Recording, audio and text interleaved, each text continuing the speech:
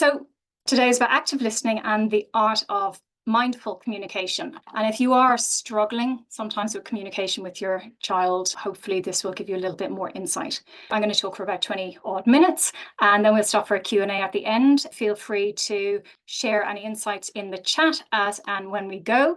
Just to start off, I am going to share some statistics from business and leadership and communication challenges that happen in the working environment. And the reason why I've started here is because it is about influencing other people and helping them to get the best out of themselves and obviously to improve productivity. But it has a lot of similarities with parenting because as parents, we do try to influence positively on those around us. And this data basically says that 60% of errors in the workplace can be traced back to communication failure, and how active listening increases collaboration and productivity by up to 25%. But interestingly, most of the complaints from employees are that their managers don't listen, and that's at least half of them. And often, if a manager is good at listening, that can actually reduce misunderstandings by up to 40%. Now, given that most of our time, not only in the workplace, but out of the workplace, is spent on listening, and that's about 45% of our time we're listening, we're absorbing the information, but we only retain half of that information. There's been plenty of studies that support that. And after 48 hours, unless we've repeated that information, we often lose that information. Often 80% of all office complaints and conflicts are stemmed from poor communication. So how does this equate into parenthood? Well, research suggests, and a study from the University of Massachusetts found that children whose parents practice active listening are 60% more likely to report feeling understood and valued. And another piece of research from Stanford University revealed that mindful communication can reduce conflict by up to 40% within the family unit.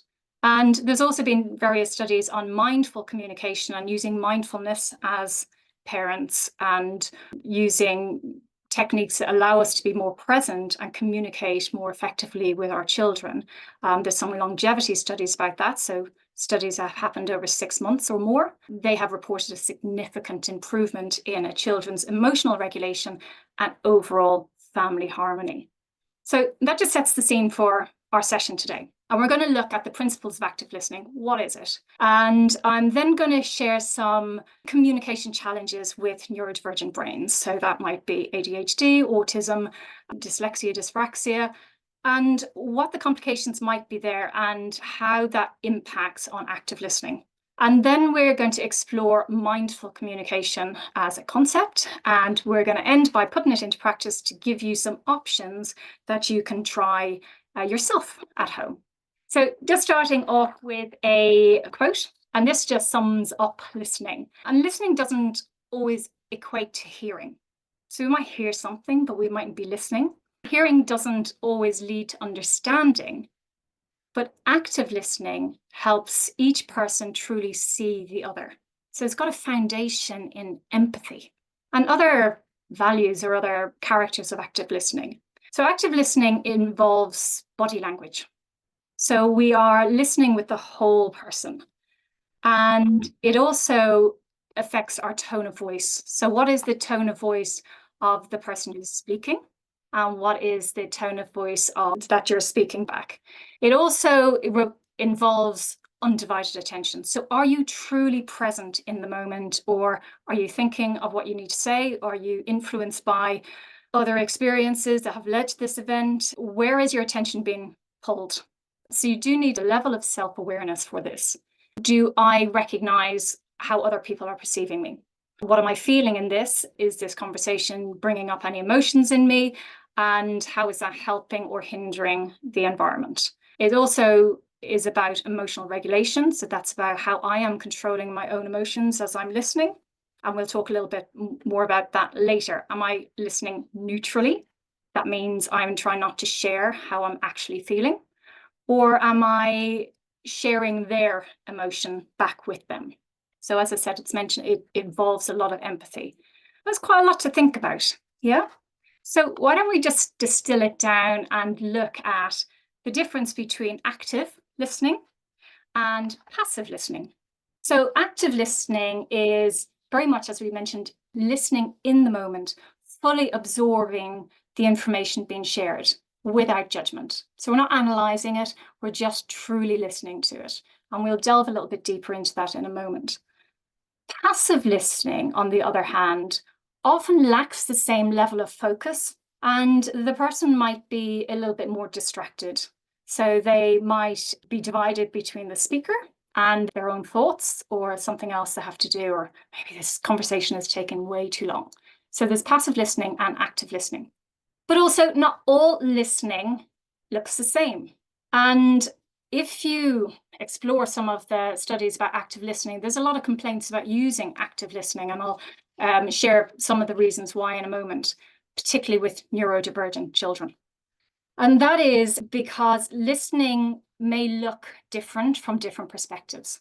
So I'll just give you an example. I'm from Ireland, from Dublin, and my son was making his first Holy Communion. So that's in the Catholic Church, being part of that. And he went to a Sunday school when he was 7 years of age. Was not interested in the church whatsoever, but he did his duty. He sat down, they were giving him drawings, they were teaching him different passages and studies. And they gave every child a piece of paper to draw on and colour, which he did, and he loved. And then he said, okay, everybody put their pencils down. I want everybody listening now, and I'm going to share something, and I'm going to ask you some questions. Now, my son didn't lift up his head. He kept on drawing. And I was like, come on, you have to look, you have to listen. And as a parent, I was getting very, very stressed because all the other parents and all the other children were looking up very attentively. And eventually, after she'd asked all the questions, she turned to my son and she said, you don't seem to be listening. And she asked him a question. And without lifting his head up from the paper, he repeated back word for word everything she had said. Luckily, she was a former teacher and she recognized his neurodivergency immediately. The fact that it looks different in the perspective of different individuals. So from a child's perspective, if they've got ADHD, if they're autistic, that difference might look in various different ways. So like my son, drawing, but still listening, taking it all in, doing a different activity to allow them to absorb the information. They also may not give you eye contact, which is one of the key traits within active listening. So you've probably heard it at school. The teacher is asking the child to look them in the eyes, and that can be very, very uncomfortable for some children. But we are all socially conditioned that that is good listening. It is mannerly, it's respectful to look me in the eye when I'm talking to you. And it, quite frankly, is stressing out some children. Now, some children, regardless of whether they're neurodivergent, might be actually okay with that. So you're not going to necessarily know. You can't just say because they're ADHD or because they've got ASD that they won't maintain eye contact. That's not the case. And there might be some scenarios they might feel more comfortable sharing their eyes than others. So it's about understanding and having that awareness and understanding what works for that child. And sometimes they want to fidget. So they're listening and fidgeting, fidget spinners or whatever that is. The top one is about knitting. There's a university student that brings in her knitting into the class and knits all the way through the class. And it doesn't bother anyone else, but it's that person's way of coping and learning and removing the stress of sitting in lectures. So when we are listening or expecting our children to listen, I just like to ask you this question, that what do we want or need from them to listen? Are we expecting them to share eye contact because that's what we grew up to knowing that is respectful and good listening? I also want to share some thoughts on the language we use. And if you've all got your mics off, your sound off, just say to yourself some of these words. So just say it out loud because it's quite effective. If you can say, I have to, what's that feel like? I need to. I want to. I like to. And I choose to.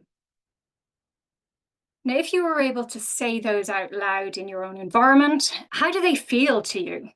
And was there any difference of feeling when you said each of those words? Because ultimately, they kind of say the same thing, but they're very different. The difference between I have to and I choose to will have different emotional responses for most people. And we might, if we are in a working environment, you might very well recognize this, or in previous times, or even in your day-to-day. If you have to do something, there's definitely some resistance there. If you choose to do something, you're in control over it. You're choosing to do something rather than having to do something, which is resistant. Now, if you then put the they on it, so say again out loud if you can, that they have to, they need to, they want to, they like to, and they choose to. So when we are saying this as an adult, those words have very different meanings for us than they do the child. Because often we think that the child is choosing something when they're not. They're not choosing this action. It's often automated, or it happens because of the environment they are in.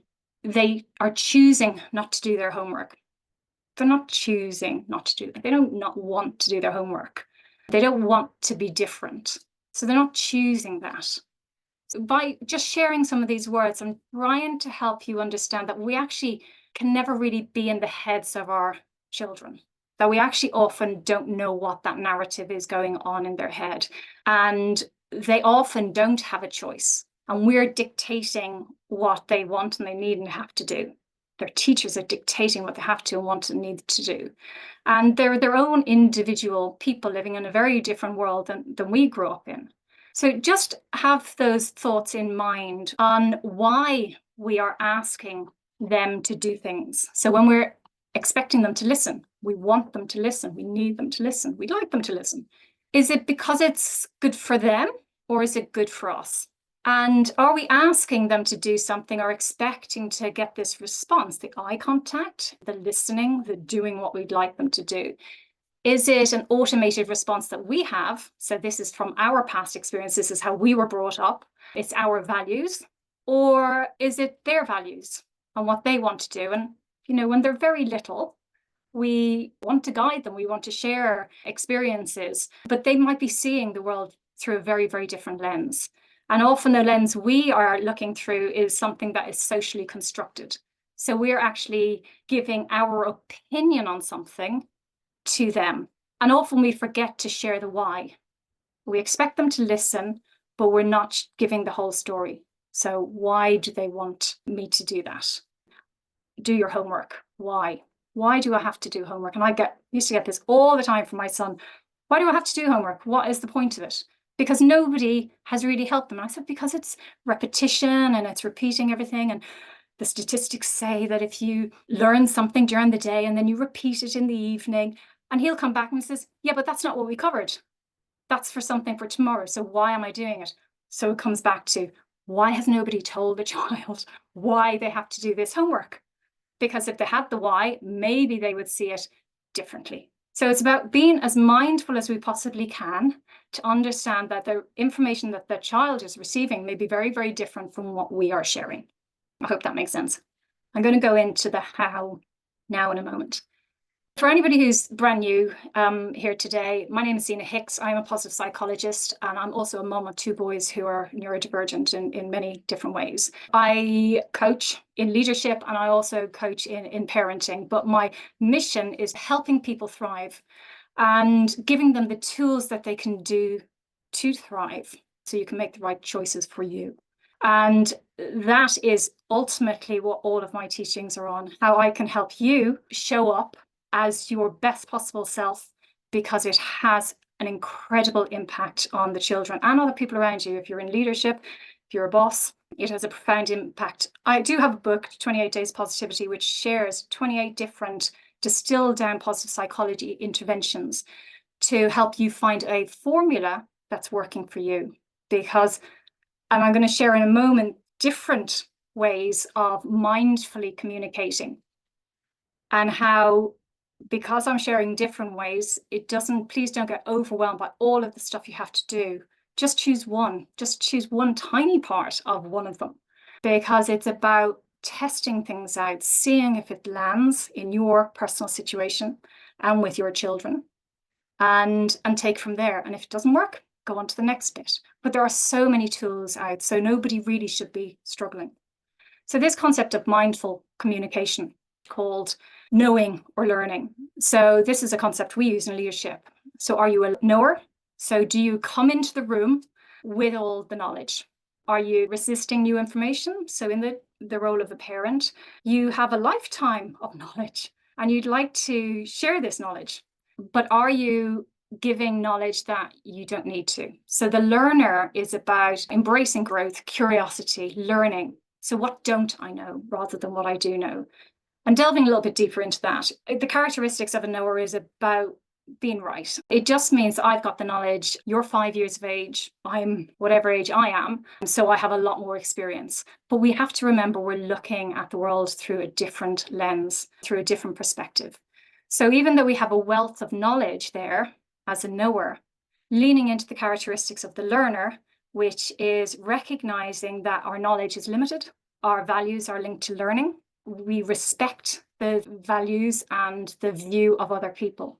And this quote kind of sums it up a little bit. It's about listening with curiosity, speak with honesty, act with integrity. The greatest problem with communication is we don't listen to understand, we listen to reply. When we listen with curiosity, we don't listen with the intent to reply, we listen for what's behind the words. So what is not being said? So you've got the tool of the knower versus the learner, taking a curious approach to communication. The second technique is 6 steps of active listening. So what's so different with active listening than passive listening? It's about paying attention. It's about pausing. It's about making the time for the conversation. And I know this isn't easy because I have a very, very chatty young child. And when he wants to say something, often I have to take 20 minutes out of my day for him to express what it is actually he wants to say. But it's about giving them that time and attention, because the more time you give them, actually, the less time they end up needing. And visible listening, making sure that they are aware you're listening. So responding back to them, okay, yeah, okay. And trying to emphasize through your body language and your closeness, your empathy. So anything that they can visibly see you do as well, which would be of great help, because they mightn't even be looking up. So if you're staying silent, they might think you're on your phone. So the more you're vocalizing as well, that's very helpful. And trying to listen without judgment. And that can be difficult, because when your child is telling you that they've come home from school and they're being bullied, your emotional response is going to respond to that. And your response is going to fuel their response. So you're like, oh, right, who's this? And what happened? And your energy is fueling them to know that this is wrong. And yes, while bullying is most definitely wrong, if we're listening in a non-judgmental way and not responding, trying not to heighten our emotions, but listening empathetically, so reflecting back what their body language is. So this is often called mirroring. So you might, if they've got their head down, you might put your head down. You're listening. As an adult, we should try and maintain eye contact, but sometimes they might not reciprocate that, and that's okay. So replicating, reflecting their body language, clarifying the situation. So, okay, let me understand. So you went in and somebody kicked you. Okay. So when did this happen? Was everybody in a rush? Was it an accident, do you think? Or were they being mean? Did they look you in the eye? So it's about clarifying that. So let me understand the story. Because what might happen, talking from slight experience here, is I was walking and everybody was rushing. I got pushed. Somebody got pushed into me, and then they tripped and kicked me in the head.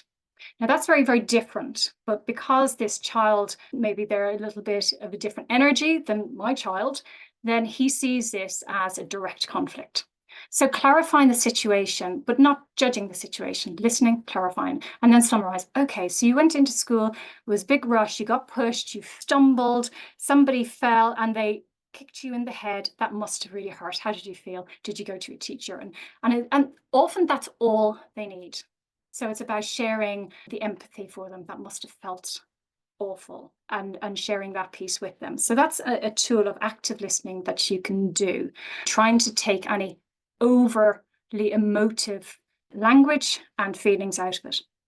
Another approach you could take is the 3 Ps of mindful speaking. And these are presence, patience, and positivity. And what these look like in action is, it might sound obvious, but presence.